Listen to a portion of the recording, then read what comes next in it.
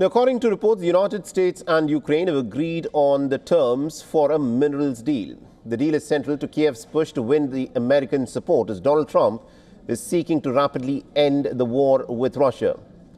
The agreement comes after a war of words between Donald Trump and the Ukrainian President Volodymyr Zelensky. Last week, Donald Trump had called Zelensky a dictator who needed to cut a quick peace deal or to lose his country altogether. After meeting with the French President Emmanuel Macron, Trump said that the deal is very close and that Zelensky could travel to Washington later this week to seal the minerals agreement.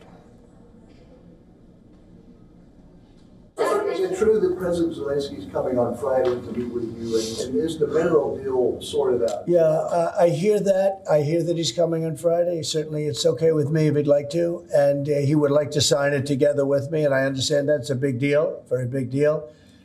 And I think the American people, even if you look at polling, they're very happy because, you know, Biden was throwing money around like it's cotton candy, and it's a very big deal. Look, it could be $1 trillion deal, it could be whatever, but it's rare earths and other things.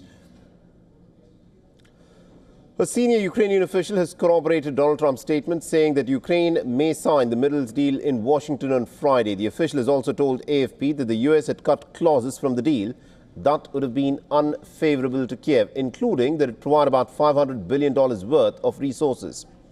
This comes a day after the Russian President Vladimir Putin said that the American companies could also help mine the rare earth minerals in Russia. Now, Putin has said that Russia had an order of magnitude more rare earth minerals than Ukraine, and that Moscow is ready to work with foreign partners, including with the Americans. He said that the invitation applies to the Russian-controlled areas of Ukraine as well. Now, Donald Trump has also said to the White House reporters that he would like to purchase minerals and on Russian land as well. Russia? I'd like to buy minerals on Russian land too, if we can. The rare earth. They have very good rare earth also. They both do, I would say that, and oil and gas. Look, it's a great thing if we sell this. It's great for Russia too, because we can do deals there. They have very valuable land that isn't utilized. So something like that could take place, yeah. Now, remember, Trump had demanded access to Ukraine's rare earth minerals to compensate for the billions of dollars worth of wartime aid that it received under Joe Biden.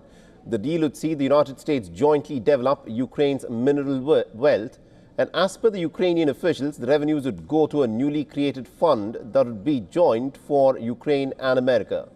Now, Ukraine had asked for security guarantees from the United States as part of any agreement. And officials have said that the draft of the deal includes a clause that says that America will invest in a stable and in a prosperous sovereign Ukraine.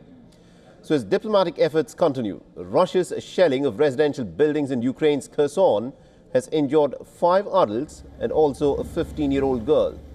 The video was shared on Facebook by the head of the Kherson Regional Military Administration. He said that the Russian troops had attacked the Dnipropetrovsky district of Kherson and it targeted other residential areas as well.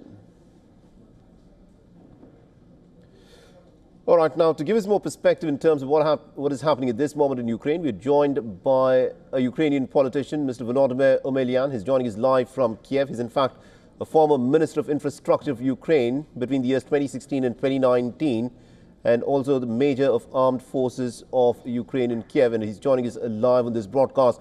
Mr. Omelyan, this is a critical moment for Ukraine. Now, ever since Donald Trump has taken charge at the White House for the Ukrainians who are fighting this war, things seem to have gone downhill quite clearly because the new American president seems more keen on doing a deal with the Russians without even getting the Ukrainians on board. And the latest information that is coming in indicates that Donald Trump wants to do a deal with Ukraine, but it is only with respect to the minerals, the rare earth minerals that exist on Ukrainian soil. What, in your assessment, is the significance of this deal that the Americans want to strike? Thank you, Mohammed, for having me. Definitely every U.S. president, when he or she enters the office, would like to reload relationship with Russia. And I don't remember a successful president on that track, frankly saying. I'm very happy that finally, after days of negotiations and very high public political agenda, we came to compromise conclusion. We are happy to have great ally as United States on our side.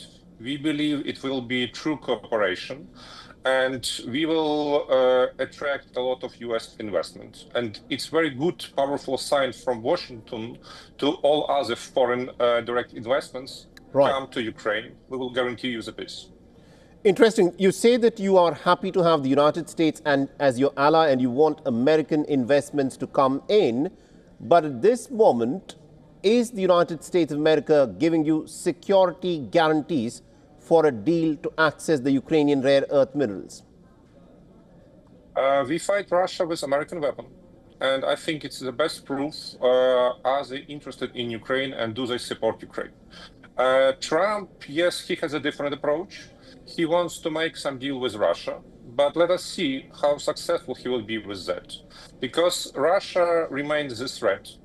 They came into Ukraine, invaded Ukraine not to trade, but to kill.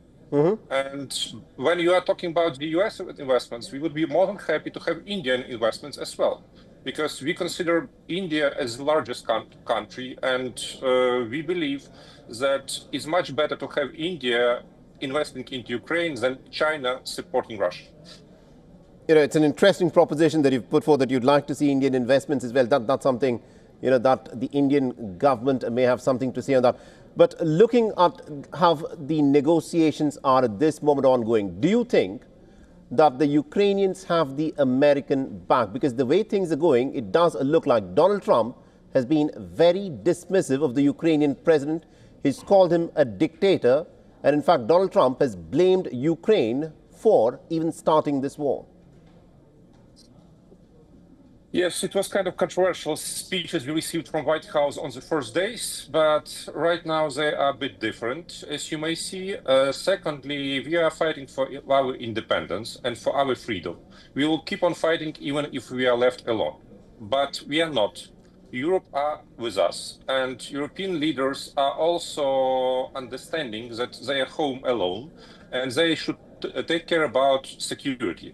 But important thing to mention, yesterday or day before yesterday, French president visited United States, and they talked about keeping United States in Europe on providing security to all European continent as the allies within NATO. So I think the discussion is ongoing. What kind of role will be played by United States in Europe? I don't believe that Trump would like to repeat the situation with Afghanistan during his predecessor, Biden, leaving and then to lead to a catastrophe. Indeed. Mr. Omelian, thank you very much for taking time out and speaking to us here on WION. Thank you very much. For all the latest news, download the WION app and subscribe to our YouTube channel.